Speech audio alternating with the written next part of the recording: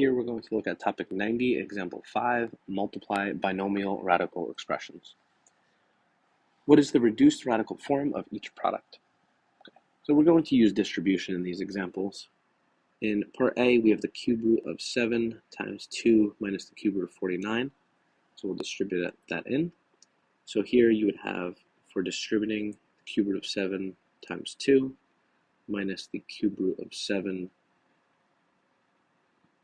times the cube root of 49. You wouldn't necessarily need to write this step out, but I just want to show how we're multiplying those. This first group here, the 2 is outside of a radical and the 7 is inside. So they're not able to combine. Like I can't actually do 2 times 7 and get 14, but I can rewrite this as 2 cube root of 7. Okay, so outside stays outside, inside stays inside.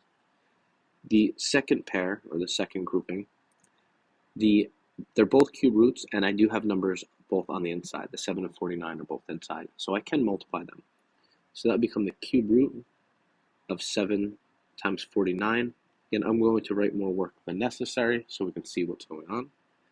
So keep 2 times the cube root of 7. 7 times 49 is going to give you 343.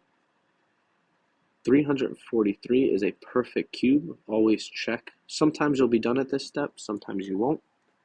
Keep the first term as is, and then the cube root of 343 is 7. Now that we're here, adding and subtracting radicals, remember we need the same index or the same radicand, or we need the same index and the same radicand, which we do not have. So these are unlike terms, and we're done. It's just distribution and multiplication. Remember that insides can be multiplied by insides, outsides by outsides. You cannot combine an inside with a radical with an outside of a radical. All right, part B, we're looking at the FOIL or distribution method. Again, I'm going to write everything out so we can see what's going on. So we have 2x times 2x minus 2x times radical 3. That's for the first group. Now I'm going to distribute the radical 3. So minus radical 3 times 2x. And then plus, because we're doing a negative times a negative, radical 3 times radical 3. Right, so 2x times 2x would be 4x squared.